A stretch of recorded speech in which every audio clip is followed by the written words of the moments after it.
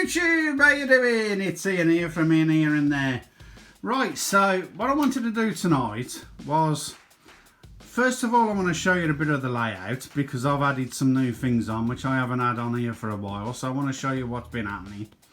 And I've been talking to Mike on the comments boxes on the YouTube, and basically he wants to know how the layout started, where it started from, and also what the wiring is for DCC. So let me start at the beginning and start with what I started off with the board. But I just want to very quickly show you what I don't normally get out, just to give you some idea on what we've got. We've got a couple of plant pots just down there, look. We've got the bench out. We've got just round the corner here, we've got a nice table and chairs, which could do with some people sitting on, really. Over the road we've got an extra car, the little Morris Minor Traveller, and we've got some more people out. We've got some more of them tables and chairs. We've got the sheds out. These are actual real wooden sheds, so them are good. We like them. Over here we've got some farm animals and some tractors going on. This is what you normally don't see because I don't normally bother getting it out. But we've got another shed and that over there with some more tables and chairs. We've got a little pillar box over there, look. We've got some people coming out the station. What else have we got? We got the little shed over there by that there, look. We got some extra people on the platforms tonight. We've got the benches out on the platforms as well. We've got a little Morris Minor Traveller there again as well. Just here we've got a little playground where children are playing. And they've got the, if I start over here, we've got a little lawnmower just there for them to play with. We've got a rocking horse there. We've got a little train there they can sit in and pretend they're driving. We've got a little elephant slide. We've got a bench for the parents if they want to sit down. We've got a sandpit. We've got a climbing frame. We've got a couple of the kids at the edge there waving at the trains. You don't normally see this. So I know I probably showed it when I first started YouTube in the early days, but you don't see it very often anymore. Over here we got some pigs, and over here we've got the church. That was a diorama that I bought off eBay, with a congregation happening outside the church there. We've got, if I come over here, we've got some more farm animals, some sheep, look. If I just suck my belly in. We got some sheep there, look, that's nice. We like sheep. I'm not Welsh. We got a couple of pigs there. We've got a little cafe going on here. And all this is a little wagon without the wheels. And I had that and I thought, well, what can I use that for? And I thought, well, that'll go nice as a little cafeteria there. Got a little car park here for some cars. We've got a little pillar box there. Coming over here, we've got, of course, the block of flats. That's lit up nicely. We've got, coming around here, we've got some parcels there waiting to go on the trains. We've got some little people in there going on. We've got over there by the water tower, we've got the water thing for the steam engines to be watered up. So as you can see, we've really got it all out tonight for you. I really wanted to show it you. And I think that's about it. We've got some more animals going on over there. Some cows and another car. So, we've got quite a lot of it out. If you look over here, we've got a branch line there that's disused. As you can see, we've got a pine forest scene going on over there. That branch line would have gone to the paper mill. and then it would have gone onto the branch, onto the main lines. So, you know, that's just to give you some idea. It's absolutely marvellous. And all this started off was just a sick, I think it was 4 foot wide by about 6.5 foot long. And how it all come together was I had been away from the hobby for about 20 odd years, and I didn't know where to start. I thought, well, I don't know where to start. And I'd heard that they was doing track mats. Brilliant, brilliant. So I thought, well, I'll go and have a look at one. And I had a look at 2 or 3, to be honest, in the end. But I decided on this one. And if you can imagine, these houses here was just a mud path going to the station. I didn't want that. So I put a couple of 3 houses there. I put the house over there in the corner. This station wasn't there, so I put that in. I put this house here in as well, because that was just a field with some trees. And I thought, well, I wanted more over by this other station over here. So I thought, what can I do? I knew I wanted a church for definite, because I like my churches. So I went and bought a diorama off eBay, as you can see. I had this bit of space left, and I thought, what can I do? So I thought, well, I'll put a little laning going round there like that. And it's all come together quite well. I've got a little car over there, but I've got a wire come off it. It's connected to the, and it's come off, so that one ain't working. But it lights up, it does work. But as you can see, you know, it's coming together quite nicely. People also ask me, is the layout finished? And the answer's no. The next thing I want to do is put some ballast on the track, which I've never done before. So I'm going to have a practice with a scrap bit of track on a bit of scrap wood, just to see how it comes out before I touch this. Once I've got the ballast just right, how I want it, and I know I can do it, then I'm going to do all the ballasting of the track on here. There's a bit more painting got to be done on the track as well. I want to get some church bells ringing for the church, so that's another thing I want to do. But this is all going to happen over the next, you know, a bit of time. But as you can see, it's all coming together. Now, if you imagine, I started off with just a plain board.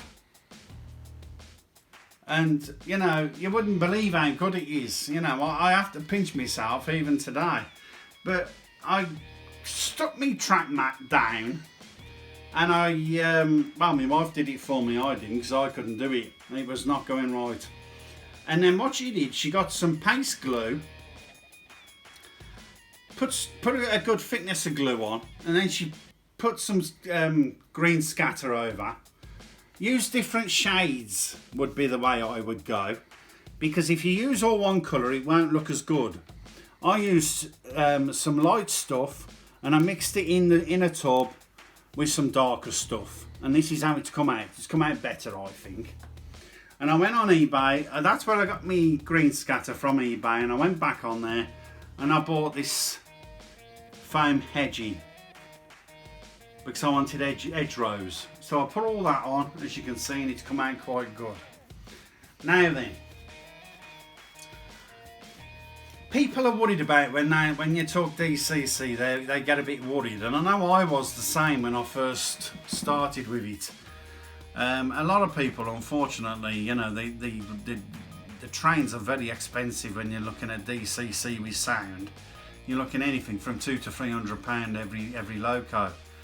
But the thing is, you could buy one a month, maybe, or one every couple of months.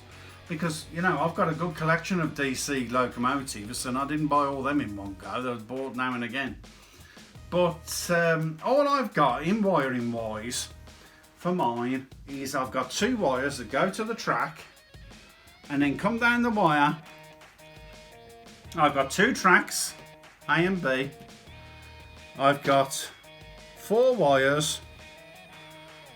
The live go into the red one for 2 tracks, the 2 tracks there, and I've got the 2 tracks negative going to the black one, and that's how I've done it.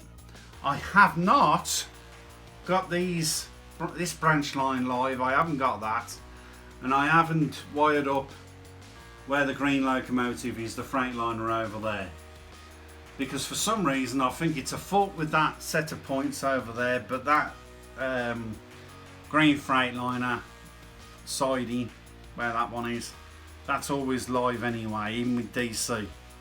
I think it's a fault with the points, but it doesn't matter because I don't keep locos on there anyway. It's probably a few trucks.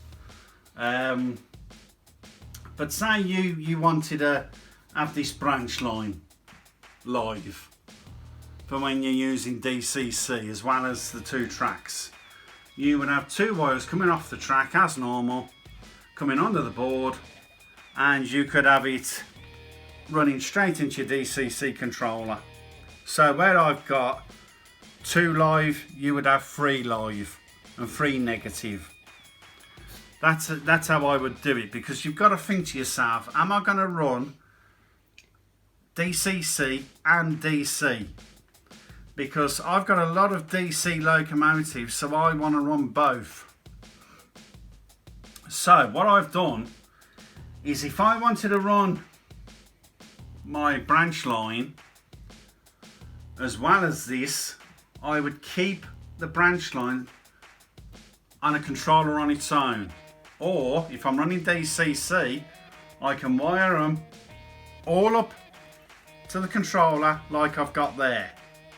Because if you start, I've seen this done, I've seen people solder a wire from the one rail, drill a little hole, put the wire through, coming over to this track and soldering it to the same side, and then doing it again to the other side, and they connect the main line up power wise to the branch line. That's okay if you want to just run DC, the DCC one.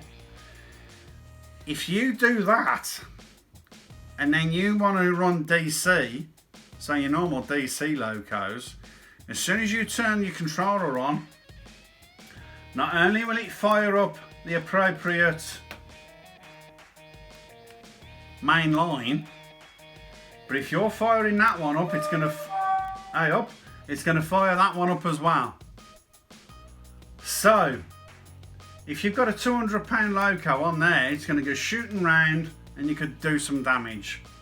So what I would do personally myself is I would just run 2 wires, and I'd have it going under the board out here, and then you can all wire it in like we showed you into the DCC controller.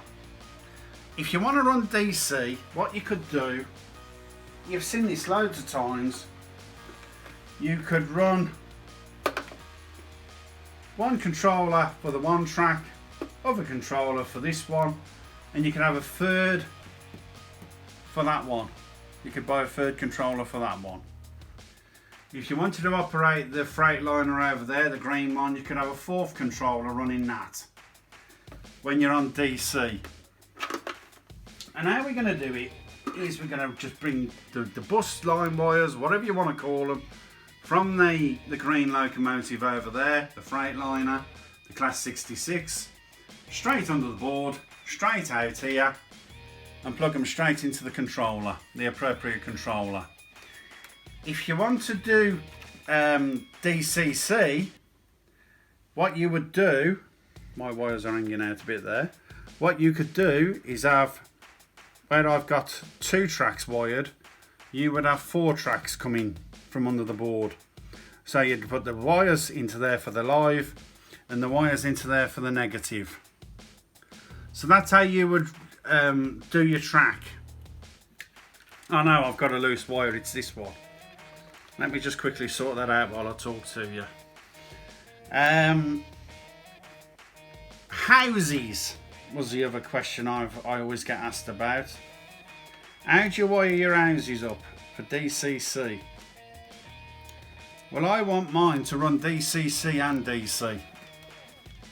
So what I've got, I'm sure it starts with my signal box. I've got two cables that come from my transformer. As you can see, them are the cables for the houses, for the wires for the houses. There's only two. We run them straight under the board to the signal box. We go from the signal box to the next house, to the next house, to the next, to the next, to the next, till they're all wired up.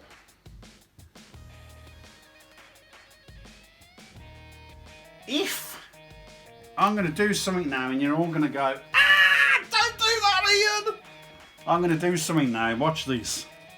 As you can see, my wires are just pushed into the connector like that, just pushed in, and it works quite well.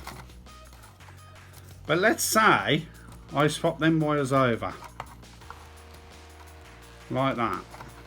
All that'll happen is it won't work. Because it's an LED light bulb that's in there, it just won't work. It won't blow it. You won't cause any problems. But as soon as I put that back into there, I'm trying to do it caggy-handed. That's what the problem is. As soon as I put my wires back into there, as you can see, it works.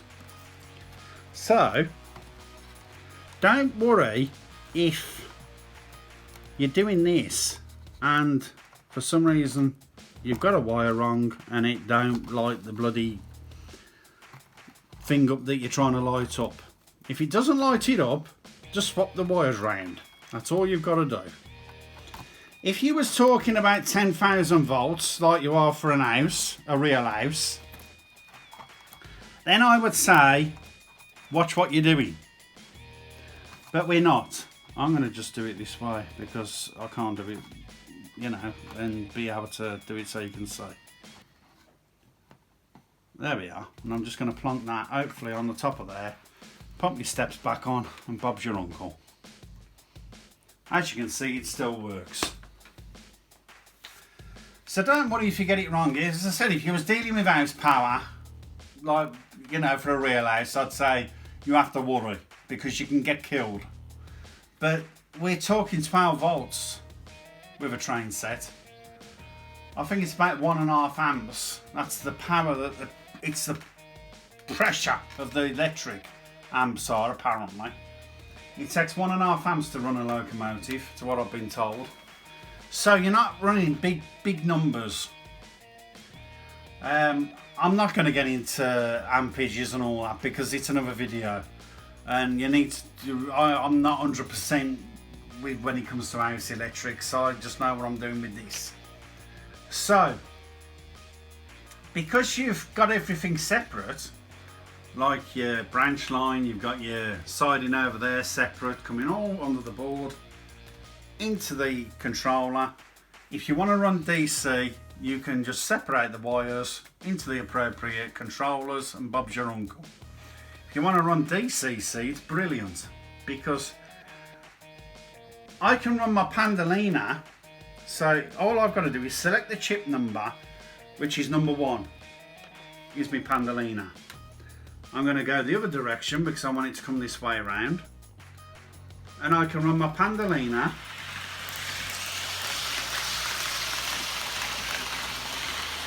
but let's say I want to then run my rail freight distribution loco, my grey one there. So again, I'm going to put in the appropriate code, the number for the code. I've turned the lights off now, haven't I? Yes, I have. They are, they're back on. I've got to just put the appropriate code, which I think is number 3 for the grey one. Select, and then I can run my grey loco. But now, because I'm running the grey loco, I haven't got control of the Pandalina.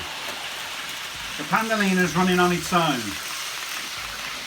But so, let's say now I want to try and control the green one, the Class 66. All I've got to do is put the appropriate code, which is 4, and now I can move my Class 66 in any direction. I can go completely the other way to the Pandalina, and there you are. I can move it any direction. I can turn the lights on and off. Have I gone off? And I can turn the lights back on. Brilliant, brilliant, excellent. But let's stop the Pandolino. So I've got to put the code in. Number 1, press select, and I can slow my Pandolino down and bring it into the station rather nicely there. I want to stop this one as well, so I press number 3, select, and then I can stop the rail freight distribution loco. But it's absolutely brilliant, because if you look at my carriages, they're staying alive. The lights are. My carriages will work on DC and DCC because there's not a chip. And I presume they'd run just the same anyway, because the locomotives do. Just because our Pandolino here runs on DCC, it will also run on DC as well. I haven't found an engine that can't run on DC if it is DCC. I get asked the question, can you turn the carriage lights off individually? To do that, you would have to add a DCC chip to whatever carriages you wanted to be able to turn on and off. Same with the houses. If you wanted to turn the lights off or on any of the houses separate to the others, you would have to put in a DCC chip. Just solder it on the wire. That's what I would do. And then you'll be able to operate it via your DCC controller, and you will be able to say select 51 for like the signal box and be able to turn it on and off if that's what I had on. But how I've got mine, I've just got it all wired in with no chips, and then I can use it both ways. I can go DCC and DC. But I presume, because I haven't got it on my houses, if you had a chip in line, you'd be able to run it on DC anyway, because you can the locos. That's what I'm thinking. With DCC as opposed to DC, it brings in another dimension. I've showed this locomotive before on episode 6 of Double O Gauge Layout, and if I press the appropriate buttons, and you watch it don't work because I'm doing it and I'm on video.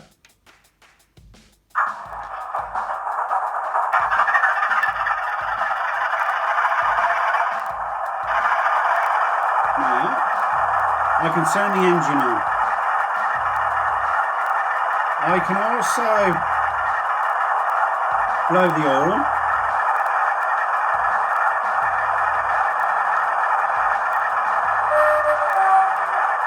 Another button is to blow it the other way.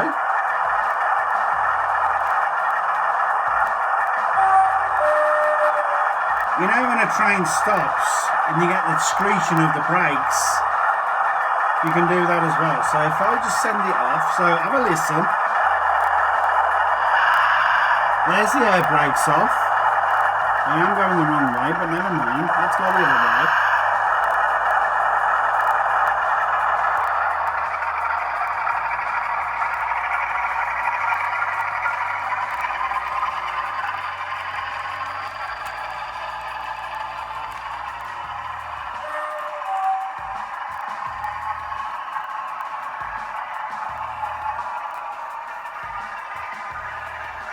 When I want to stop, you listen to this, it's brilliant.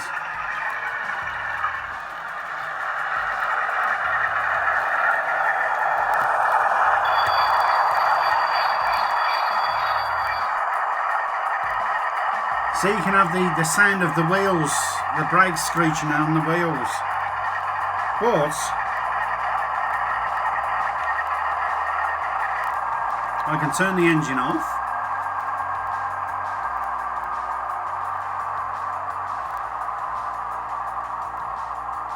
As you can hear.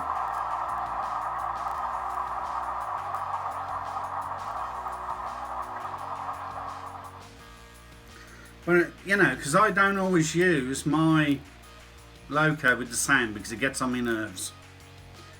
And so if I don't want to use the sound, I can run it just like it is without the sound switched on, but I can still use the horn.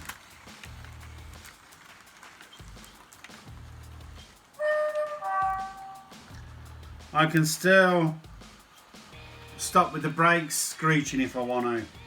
So let me just bring it round a bit.